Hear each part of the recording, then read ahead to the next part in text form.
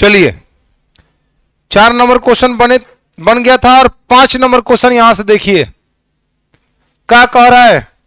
कह यूक्लिड विभाजन प्रमेयिका का प्रयोग करके दर्शाइए किसी धनात्मक पूर्णांक का घन 9m प्लस 1 और 9m प्लस 8 के रूप का होता है। दर्शाइए किसी धनात्मक पूर्णांक का घन घन घन माने क्यूब, क्यूब माने पावर 3, कितना कितना के रूप का होता है 9m प्लस 1 और 9m प्लस 8 के रूप का होता है। यहां कह देंगे माना एक कोई धनात्मक पूर्णांक है, एक कोई धनात्मक पूर्णांक है, धनात्मक, जैसे कल 4 नंबर क्वेश्चन बनाए थे, धनात्मक पूर्णांक है जो 3q प्लस 1 तथा 3q प्लस 2 के रूप का है, के रूप का है। माने कोई धनात्मक पूर्णांक है वह 3q प्लस 1 या 3q प्लस 2 के रूप का है, ऐसा मान ले रहे हैं।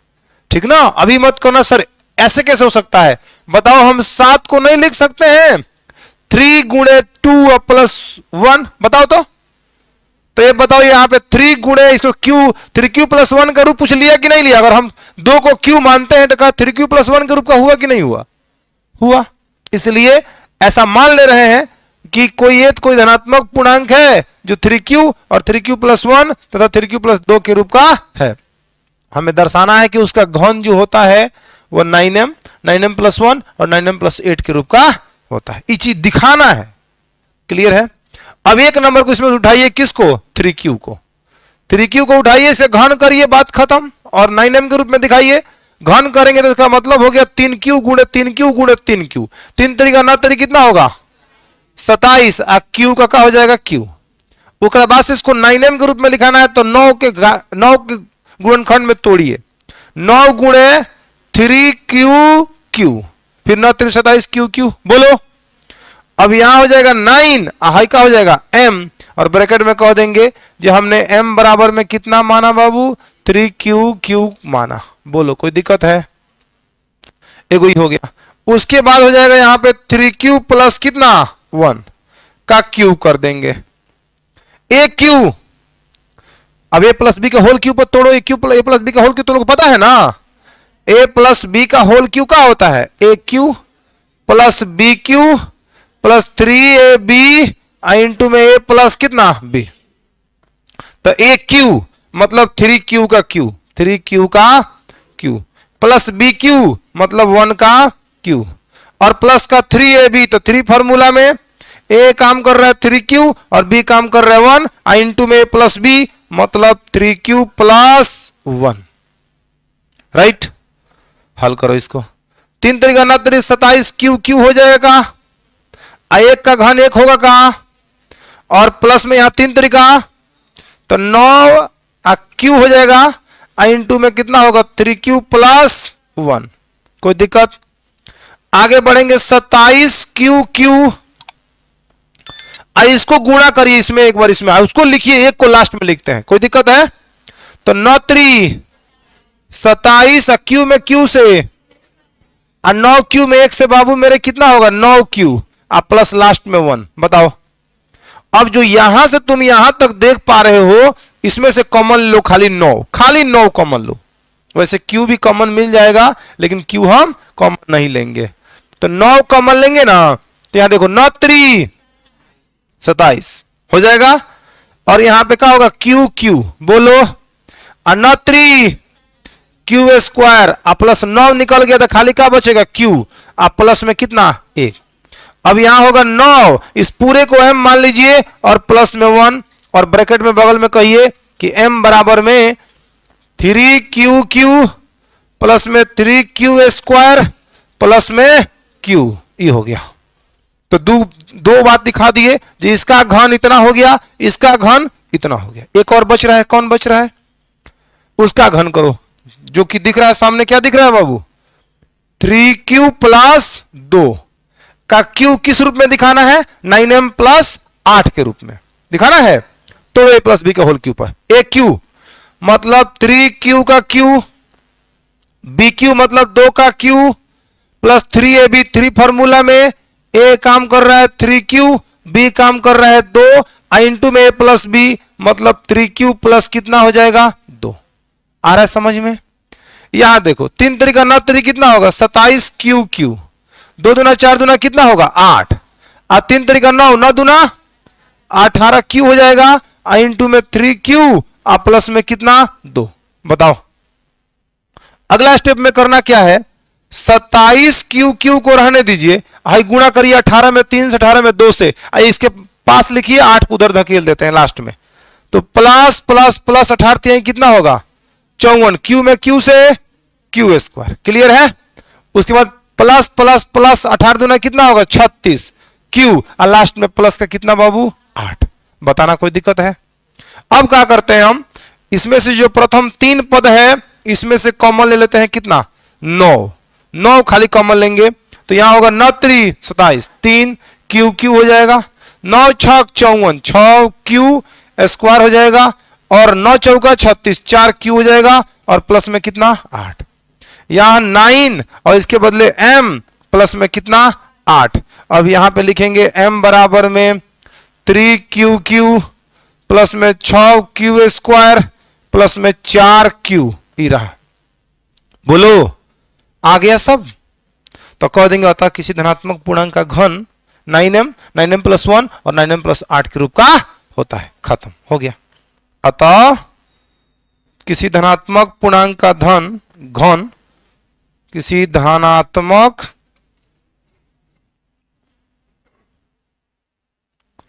पूर्णांक का घन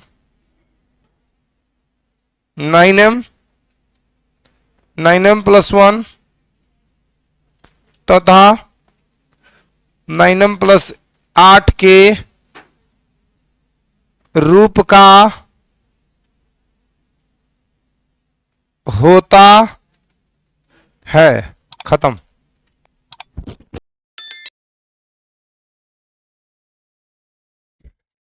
चलो देखो क्वेश्चन नंबर 3। किसी परेड में 16 सदस्य वाली एक सेना आर्मी की टुकड़ी को 32 सदस्यों वाली एक आर्मी बैंड के पीछे मार्च करना है। दोनों समूहों को समान संख्या वाले स्तंभों में मार्च करना है। उन स्तंभों की अधिकतम संख्या क्या है जिसमें वो मार्च कर सकें? 616 को सदस्य हैं, ठीक ना? 616 सदस्यों वाली एक सेना की टुकड़ी को 32 सदस्यों वाली एक आर्मी बैंड के पीछे मार्च करना है, ठीक ना? जैसे कभी देखते हो परेड कभी हो रहा होगा तो आगे एक व्यक्ति खड़ा रहता है, ठीक ना? बैंड वंड लेकर, या तो बजाने वाला नगाड़ा टाइप का होगा नहीं तो बजाने वाला कोई वाद्य यंत्र होगा, उसके पीछे उसको क्या करेगा मार्च करना है। 32 सदस्य खड़ा होगा और उसमें इसको क्या करना है सजाना है। तो 32 तो एक हो गया, स्तंभों में 32 को लाइन बन गया। अब उसके कतारों की अधिकतम संख्या कितनी होगी? जैसे कि हमारे कहने का मतलब हम यहां खड़े हो गए, हमारे पीछे कुछ सैनिक खड़े हो गए, ऐसे हमारे जैसे एक और व्यक्ति यहां पे खड़े हो गए, 32 को से लाइन बन गया, 1 2 3 4 5 32 को, और उसके पीछे 616 को लोगों को हमें क्या करना है सजाना है। तो को कतार में वो लोग अट जाएंगे। ऐसे लाइन तो स्तंभ हो गया और ऐसे भी तो लाइन बनेगा जी। अब लोग बेंच लगा के यहां बैठे हो, एक लड़का ठीक सामने, एक लड़की इसके सामने पूरा यहां से वहां तक, फिर दूसरी लड़की इसके पीछे, फिर तीसरी ऐसे। तो अब ऐसे जब बैठे हो तो ऐसे भी तो बन रहा है कतार, 1 गो बेंच 2 गो बेंच 3 गो 4 गो 5 गो, ऐसे भी तो हो रहा है। तो अधिकतम बेंचों की संख्या कितनी होगी यही क्वेश्चन कह रहा है। 32 को लोग आगे खड़े हैं और उनके पीछे 616 लोगों को सजा देना है।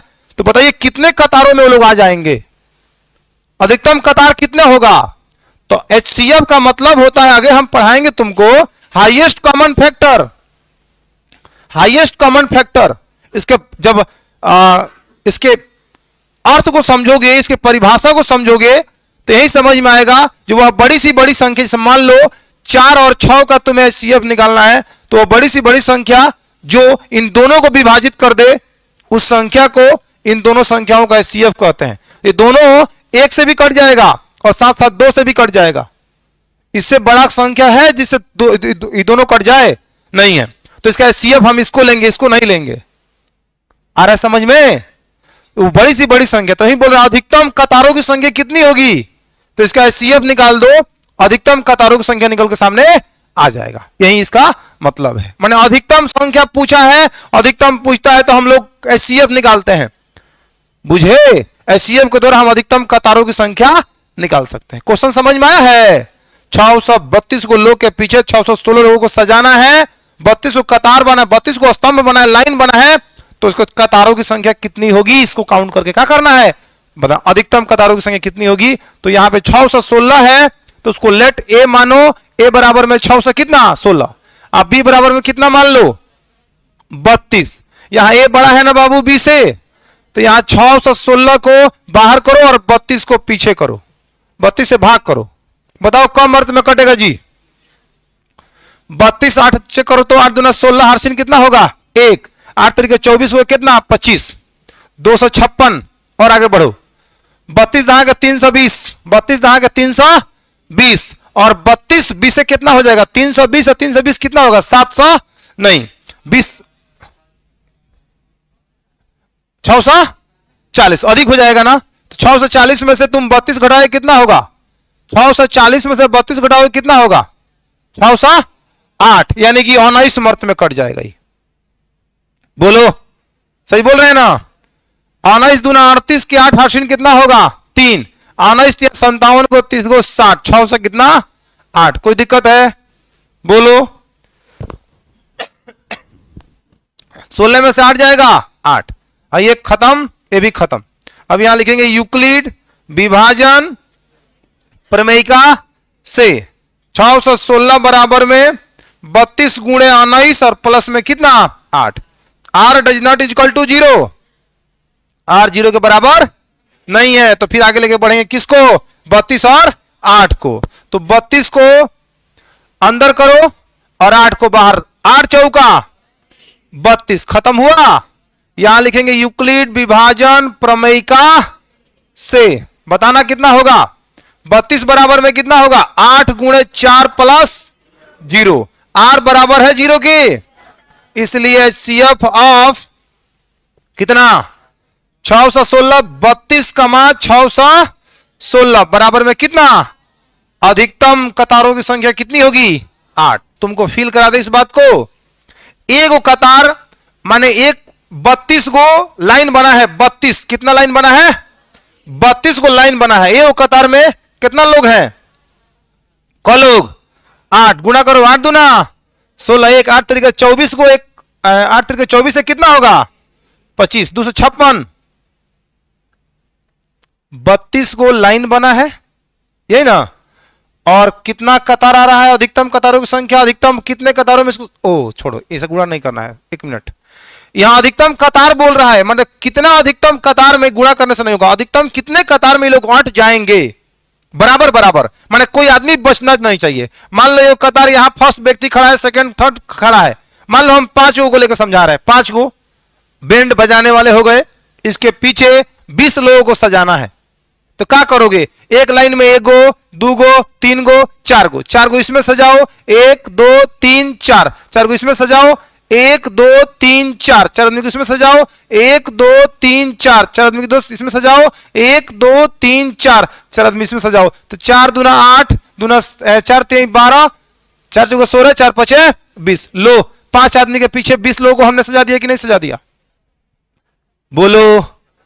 माने ऐसा होना चाहिए कि सब में बराबर बराबर लोग होना चाहिए, सब में कितने लोग होना चाहिए, बराबर बराबर लोग होना चाहिए। तो इसे 8 कतार बनाएंगे, 8 कतार में बराबर बराबर लोग होंगे, बराबर बराबर, और 32 कतार में वो लोग पूरी तरह से क्या हो जाएंगे, अट जाएंगे। 32 को लाइन बनेगा और 8 कतार बनेगा, लोग बराबर बराबर पूरी फिक्स 616 लोग क्या हो जाए उसमें बैठ जाएंगे, यही इसका मतलब हो गया। तो कह देंगे जो कहा है ना, कहा है क्वेश्चन लास्ट में, अधिकतम स्तंभों की अधिकतम संख्या, तो कह दो स्तंभों का अधिकतम संख्या बराबर कितना 8। देख लो आंसर मिला लो, इतना आ गया होगा। अगला चैप्टर का शुरुआत नेक्स्ट क्लास में, ठीक है? इतना ही रहने दो आज के लिए।